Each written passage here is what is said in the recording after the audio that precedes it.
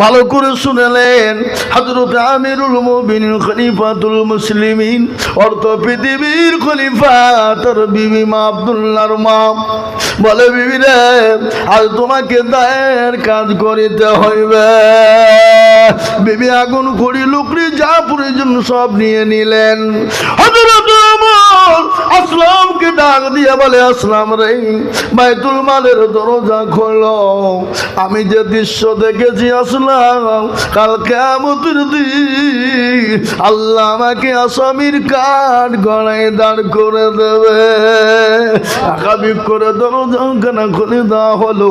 আপনার আটা গম ময়দা যা খেজুর লাগে বস্তায় ভরে নিলেন। আসলামকে বলে, আসলাম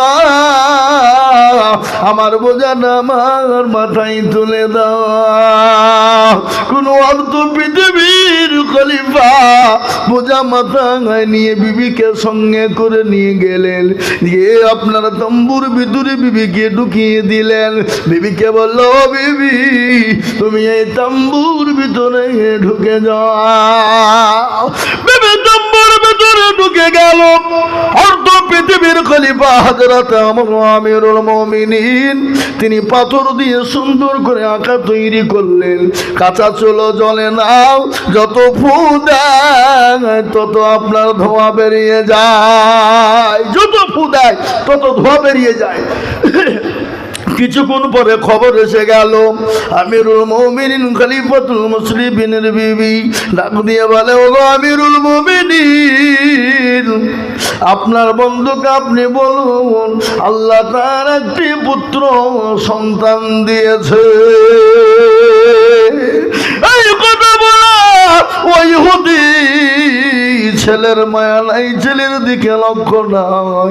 হযরতে আমিরুল মুমিনিন ওমরের হাত কানা চেপে ধরে বললেন, ওগো খলিফাতুল মুসলিমিন, ওগো জাহানের মালিক, আমি আপনাকে না জেনে না বুঝে অনেক কথা বলেছি।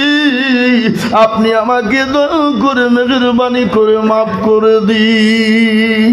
হযরতে আমিরুল মুমিনিন ওই ইহুদির হাত কানা ধরে বললেন, ভাই ইহুদি গো, আমি তো তোমার খবর নিইনি, আমি তো মদিনার মানুষের খবর নিয়েছি, আমি তো মদিনার বাইরের কারো খবর নিতে পারি না। ও ভাই, আমাকে কিয়ামতের দিন আসামির কাঠ গড়াই তুমি দাঁড় করিও না। হযরত ওমরের হাত কানা ধরে আপনার কলমা পড়ে মুসলমান হয়ে গেল। আজ আমি আপনাদেরকে বলতে চাই বন্ধু, আজকে বেঈমান কাফের মুশরিক ইহুদি নাসারা খ্রিস্টান যৌন বুদ্ধ ডোম ডকল মুচি মেথর কোল ভিল মুচি মুন্ডা, ওই বেঈমানরা বলে ইসলাম তরবারি রাখাতে এসেছে, ইসলাম মারামারির বদলায় এসেছে, ইসলাম মানুষকে জোর দিয়ে করে কলমা পড়িয়েছে।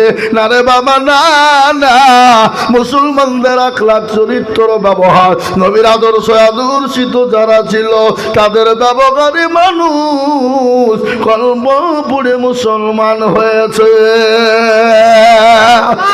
মুসলমান একজন ঘটনা মনে হয়ে গেল, ভালো করে শুনেলেন, যার নাম হলো আব্দুল উজ্জা।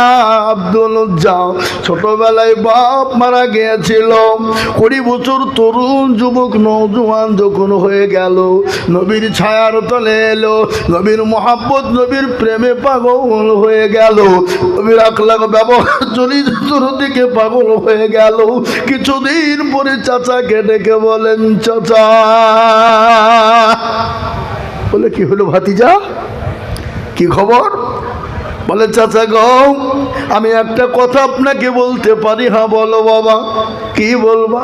বলে, আব্দুল্লাহর বেটা মোহাম্মদ মানুষটি কেমন? বলে, বড় ভালো। বলে, চাচা যদি ভালোই হয় মোটু বিলম্ব দেরি করবেন না, পড়ে নিন কলিমা লা ইলাহা ইল্লাল্লাহু মুহাম্মাদুর রাসূলুল্লাহ। ও চাচা, আপনি পড়ে ফেলুন। বলে ভাতিজা আমি কলমা পড়বো না। ভালো বলেছি বলে কলমা পড়বো। বলে চাচা যখন আপনি পড়বেন না আমি আপনাকে সামনে রেখে পড়ে দিলাম। চাচা বলেন ভাতিজা আর পরিণতি কি হবে তুমি জানো? বলে কি হবে? বলে নবীকে মহব্বত করলে কি হবে বলো? বলে যে ভাতিজা জমি গাড়ি বাড়ি সব ছেড়ে দিতে হবে। বলে রাজি। বলে সব জমি গাড়ি বাড়ি জায়গা সব ছাড়তে হবে। রাজি। বলে ভাতিজা তুমি বলো এ পরনের কার পয়সা দিয়ে কিনেছো কাপড়? বলে চাচা গো এটা আপনার। বলে খুলে ফেলো। 20 বছরের তরুণ যুবক নওজোয়ান, এই আমার দিকে তাকান। 20 বছরের তরুণ যুবক নওজোয়ান ইসলামের জন্য কলমার জন্য নবীর প্রেমে নবীর মহাব্বতে পোশাক খুলে ফেলে দিলেন, উলঙ্গা হয়ে গেলেন। নবীর কত প্রেমী মুসলমান দরদি আমার শুনেলেন, আল্লাহ নবীর হাদিস শুনেলেন। নবী বলেছেন অতক্ষণ পর্যন্ত সে মুমিন হবে না, অতক্ষণ পর্যন্ত মুত্তাকিন হবে না। আল্লাহি আল্লাহি আল্লাহি লা ইউমিনু আহাদুকুম হাত্তা কুনা হাব্বা ইলাইহি মিন ওয়ালিদিহি ওয়া ওয়ালাদিহি ওয়ান নাসি আজমাইন। এ বাবা রসুলের হাদিস, এ নবী কি বললেন শুনেলেন। ও মুসলমান কান কর। এ ভাই আপনারা আমার কথা শুনছেন তো নাকি? এগুলা হাফেজে কোরআন। আপনি চিন্তা করে দেখেন কতটুকু ছেলে 30 পারা কোরআন, একে 4টেখানি কথা বাবা, একে 4টে কথা বলছে আবার বায়ানও করতে পারে। এটা আল্লাহর রহমত। কার রহমত ধরে বলুন? এখন আমরা কোনো বলেন তো পৃথিবীতে অনেক মাস্টার ডাক্তার আছে নাই? কথা বলেন না কেন? মাস্টার ডাক্তার উকিল জজ ডাক্তার পয়সাওয়ালা গাড়িওয়ালা বাড়িওয়ালা এখন পরে করবেন। এখন এ বাবা আছে পৃথিবীর কোনো বৈজ্ঞানিক দার্শনিক বলতে পারবে না যে আমার একটা গোটা বই একবারে প্রথম থেকে লাস্ট পর্যন্ত মুখস্থ আছে। বলতে পারবে? কাবারবে ক্ষমতা? কিন্তু আল্লাহর কত বড় রহমত, কত বড় কুদরত। একটা ছোট্ট বাচ্চা একদম নুরানি কায়দা থেকে নিয়ে 30 পারা কোরআনকে গোটা মুখস্থ করে বুকে এর ভিতরে রেখেছে। কিন্তু একটা কথা শুনেলেন, গোটা পৃথিবী জুড়ে 800-900 কোটি মানুষ রয়েছে।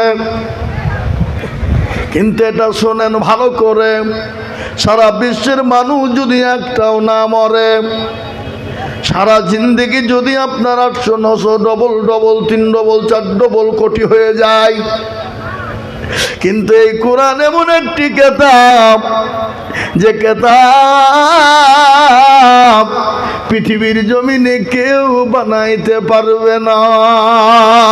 পারবে? কথা বলেন না কেন? এই কোরআনের মালিক কে? আরো জোরে। এই কোরআনের কত দাম একটু শুনেলেন? কথাই কথা বেড়ে গেল। এই কোরআনকে যখন আসমানে কে বলা হলো আসমান তুমি নাও, কোরআন বলল আমি পারবো না। জমি আসমান বলল আমি পারবো না। জমিনকে বলা হলো জমিন তুমি কোরআন লাও। জমিন বলে মাবুদ গো এ কোরআনের ভার আমি জমিন সহ্য করতে পারবো না। কেউ যখন কোরআন নিতে চাইল না, এ কোরআন অবতীর্ণ হলো আমার বিশ্ব নবীর ওপর, আমার রাসূলুল্লাহর ওপর আমার আল্লাহ অবতীর্ণ করে দিলেন।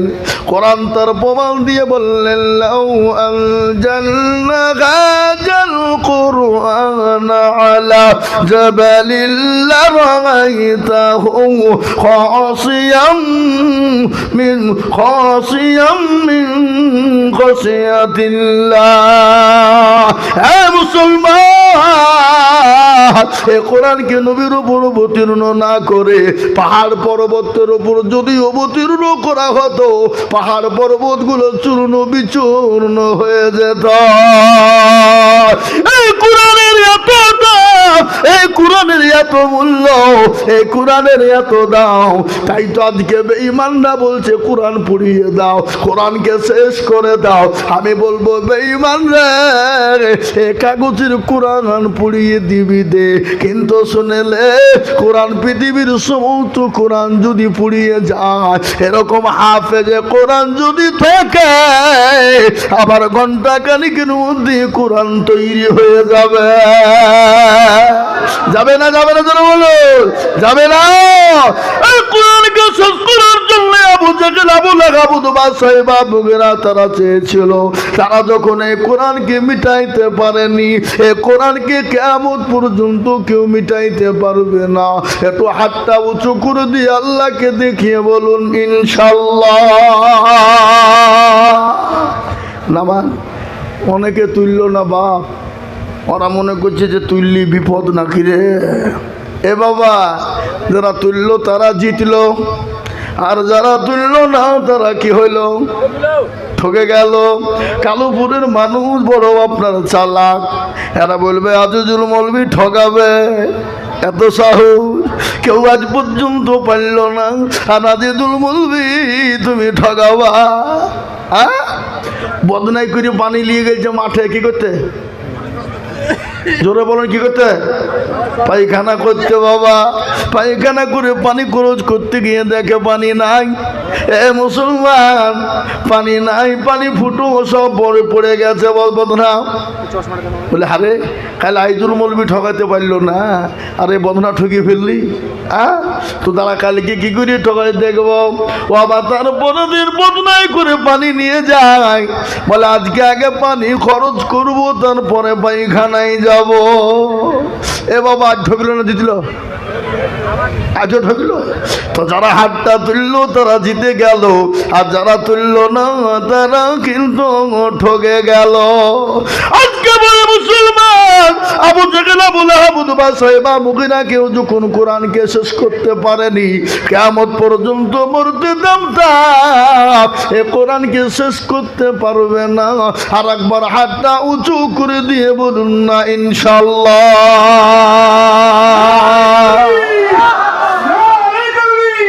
এ মুসলমান, এ মুসলমান, তার মধ্যে এখনো অনেক লোক আধখান তুলেছে, আধখান তোলেনি। ওরা মনে করছে মৌলবী দেখতে পাবে না। এ বাবা, আরে বাবা, মৌলবীর সাথে সাথে যেটা কেউ দেখে না সেটাকে দেখে, যেটা কেউ জানে না সেটাকে জানে। সবাই বলে আমি ভালো, আমি জানি কি, আমার মনের গোপন খবর জানে আল্লাহ জি। আল্লাহ নির্জনে কথা কি করেছ তুমি সব জানেছে, টাকারি চোখেতে কেউ যাবে না ফাঁকি, আমি জানি কি। হে মুসলমান, ও আল্লাহর প্রেমিকেরা, নবীর উম্মতেরা গো, নবীর প্রেমিক কতক্ষণ পর্যন্ত সেই হতে পারে না। আল্লাহি আল্লাহি আল্লাহি আল্লাহি লা ইউমিনু আহাদুকুম হাত্তা আকুনা আহাব্বা ইলাইহি মিন ওয়ালিদিহি ওয়া ওয়ালাদিহি ওয়ান নাসি আজমাইন। রাসূলুল্লাহ বললেন, অতক্ষণ পর্যন্ত তুমি মুমিন হবে না যতক্ষণ পর্যন্ত নিজের জীবনের থেকে, নিজের সন্তানের থেকে, বিবি বাচ্চা থেকে আল্লাহ তার রসুলকে বেশি না ভালোবাসবো। হ্যাঁ মুসলমান, কারা নবীর প্রেমিক গো, কারা আল্লাহর প্রেমিক প্যারা বান্দা, আল্লাহর কোরআনকে জিন্দা রাখার জন্যে, আল্লাহর কোরআনকে মজবুত রাখার জন্যে, আল্লাহর কোরআনকে জিন্দা মজবুত রাখার জন্যে আমি আজিজুল হক, আমি আপনাদের কাছে একটু হাত পেতে দেব।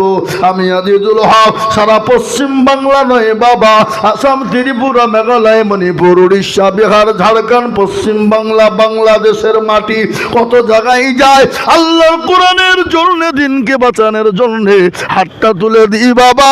আজ আমি আপনাদের কি হলো না,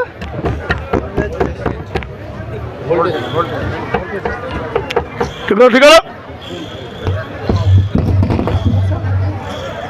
এ বাবা মুসলমান দরদি, আমি আজিজুল হক আল্লাহর কোরআনের জন্য, দিনের স্বার্থে, দিনের হেফাজতের জন্য আমি মানুষের কাছে লক্ষ লক্ষ লক্ষ টাকা চাই। আজ আমি লক্ষ লক্ষ টাকা চাইব না।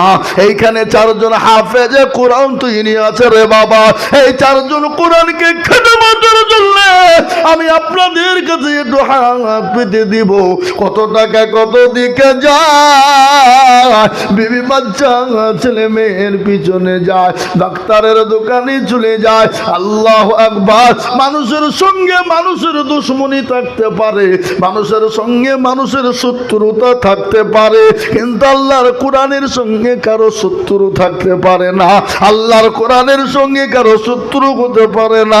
তাই আল্লাহর কোরআনকে বাঁচানোর জন্য আমি সর্বপ্রথম চারজন দরুদীকে বলবো, বলে হুজুর গো আমার কাছে জান আছে মাল নাই, পরে অল্প অল্প করে দিয়ে দিব। ও হুজুর আমি 10,000 টাকা ইনশাল্লাহ দেব। আমি একবার তাকবীর দেব, তাকবীর দেওয়ার সঙ্গে সঙ্গে সর্বপ্রথম চারজন দরুদীকে বলবো মাত্র 10,000 করে টাকা। এ আল্লাহর চারজন বান্দা কোরআনের হাফেজ, এ কোরআনকে জিন্দা রাখার জন্য ইনশাল্লাহ সর্বপ্রথম একজন দরুদী মাত্র 10,000। একবার বলি নারে তাকবীর। ইনশাল্লাহ এই মজলিসের সর্বপ্রথম একজন যিনি হবেন এই কোরআনের হেফাজতের জন্য সর্বপ্রথম 10,000 টাকার দাতা, আল্লাহর এমন কোন দরুদী বান্দা নাই, এমন কোন নবীর প্রেমিক নাই, এমন কোন দিনের প্রেমিক নাই। সর্বপ্রথম আল্লাহর কোরআনকে খিদমতের জন্য 10,000 টাকা দিয়ে আল্লাহর কোরআনের খিদমত করব ইনশাল্লাহ। একজন দরুদী গো সর্বপ্রথম হাত উঁচু করে বলি ইনশাল্লাহ। আজকে কালোপুরের মাটিতে দিনের দাওয়াত ইসলামের জন্যে, এই কোরআনের খিদমতের জন্যে সর্বপ্রথম একজন ভাগ্যবান বান্দা হবেন যিনি সর্বপ্রথম আল্লাহর কোরআনের মহব্বতে সর্বপ্রথম 10,000 টাকার দাতা দিয়ে হাতটা তুলে বলি হুজুর আমার কাছে জানা আছে কিন্তু মাল নাই, আমার মা চলে গেছে, বাপ চলে গেছে, আমিও কখন চলে যাব, কিন্তু এই কোরআন কিয়ামত পর্যন্ত থাকবে। এই কোরআনের খিদমত আল্লাহুম্মা আমিন। কে ও জামাল ভাই সুবহানাল্লাহ। মাওলানা জামালউদ্দিন সাহেব বলছেন আমি 10,000 টাকা দেব। একবার মহব্বত দিয়ে বলি নারে তাকবীর। আর জোরে বলি নারে তাকবীর, জোরে বলি নারে তাকবীর। এই দেখেন বাবা মাওলানা জামালউদ্দিন সাহেব তিনি বলেন আমি 10,000 টাকা দেব আল্লাহর কোরআনের খিদমতের জন্য। আমি আপনাদের কাছে একটু হাত তুলে দিব। আমি গুনাহগার আজিজুল হক হতে পারি, কিন্তু আল্লাহর কোরআন সত্য। এই কোরআনের খিদমতের জন্য নাম্বার 2 আর একজন দরদী গো মাত্র 10,000।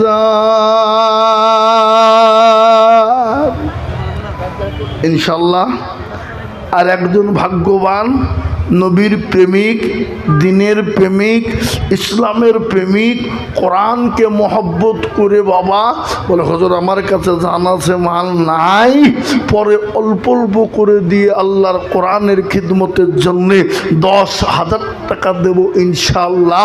নাম্বার 2 আর একজন কোরআনের প্রেমিক নাই, নবীর প্রেমিক নাই, দিনের প্রেমিক, সর্বপ্রথম 2 নম্বরে 10,000। কি বাবা ইনশাল্লাহ নাই? আজকে কালোপুরের মাটিতে, এই এলাকার মাটিতে, এই দেশের মাটিতে আল্লাহর কোরআনের মহব্বতে 10। এই মাদ্রাসার হাফেজ আব্দুল ওয়াহেদ সাহেব 10,000 ওনার আব্বার নামে দিবে। মাশাআল্লাহ। হাফেজ আব্দুল ওয়াহেদ সাহেব তিনি তিনার বাপের নামে 10,000 টাকা দেবেন। যোগ্য বাপের যোগ্য ছেলে হাফেজ আব্দুল ওয়াহেদ ছিল। নাম্বার 2-তে 10,000 দানিল। এই আরো 20 টাকার বাপের কারণ দিও গো বাপকে তুমি গো সুখের বাঁধন। আরো 2 করে আমি করি গরম বানাও, ক্ষম করে দিও তুমি দিও গো জীবনের গুনাহ। মুসলমান, আমি 2 নম্বর পেয়ে গেলাম। নাম্বার 3 নবীর সুন্নাত জিন্দা করনে ওয়ালা। রাসূলুল্লাহ বললেন মান তামাসসাকা বিসুন্নতি ইন্না ফাসাদি উম্মতি ফালাহু আজরু 100 শাহিদিন। আল্লাহর রাসূল বলে গেলেন ফিতনার জামানা যারা নবীর একটা সুন্নাত জিন্দা করে দিবে আল্লাহ তার আমলনামায় 100 শহীদের মর্যাদা দেবে। তাই মুসলমান গো, নাম্বার 3 আর একজন দরদি 10,000 ইনশাআল্লাহ। এ হাফেজে কোরআনের গার্জেন, হাফেজে কোরআনের বাপ কিংবা তার আত্মীয় স্বজন ভাই বেরাদার দাদা দাদি নানা নানি কিংবা এই গ্রামের কোনো মুসলমান নাম্বার 3-এ কোরআনের খিদমতের জন্যে 10,000 টাকার দাতা ইনশাল্লাহ। 3 নম্বর এই কি গো, এই কালো গঞ্জিওয়ালা, খবরদার ভাই উঠো না। এই মজলিস ভেঙে গেলে কিন্তু চমর গুনাহ হবে। তুমি মনে করছো হাসতে হাসতে চলে যাচ্ছি, কিন্তু তুমি বড় শত্রুতা হয়ে যাবে ইসলামের। অত সহজ নয়। যদি জরুরি বাথরুম চাপাই আপনি যেতে পারেন, কিন্তু বিনা কারণে যাবেন না। একটু বসেন। এ মুসলমান, আজকে যদি কালি না হয় তো মাদ্রাসা চলবে? কোরআন হাফেজ তৈরি হবে। আর কোরআনের হাফেজ যদি তৈরি না হয়, মৌলবি যদি তৈরি না হয়, আপনার বাপের জানাজা পড়াবে কে? আপনার মসজিদের ইমামতি করবে কে? আপনার মসজিদের মুয়াজ্জিন করবে কে? কে করবে? এ বাবা, আমি সেদিন এক জায়গায় যাচ্ছি, তো আমাকে বলছে এই মৌলবীদের কি প্রয়োজন? মৌলবীদের কোনো প্রয়োজন নাই, আমার কোনো প্রয়োজন নাই, কোনো দরকার নাই। আমি বলছি তাই নাকি?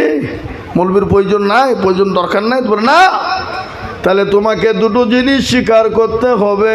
হয় ভাবতে হবে তুমি তোমার বাপের অবৈধ সন্তান, আর নয়তো বলো তুমি বাপের বৈধ সন্তান। 2টো তুমি স্বীকার করো কোনটা? বলে এত বড় কথা বললেন কেন আপনি? হ্যাঁ, অবৈধ সন্তান মানে কিসের অবৈধ সন্তান? আমি তোমাকে জিজ্ঞাসা করেছি, বলো তুমি তোমার বাপের বৈধ সন্তান না অবৈধ সন্তান? যদি বলে আমি আমার বাপের বৈধ সন্তান, তাহলে মৌলবি লেগেছে। আর যদি বলে আমি বাপের অবৈধ সন্তান, তাহলে মৌলবি লাগেনি। কি বলছেন আপনারা বলুন? কথা কয় না?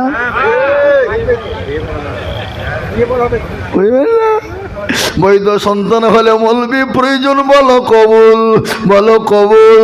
অকাবিল তুহা ওয়াজ তুহা, কে বলেছে এটা? মৌলবি বলাইনি। আর যদি বলে এটা কবুলও বলি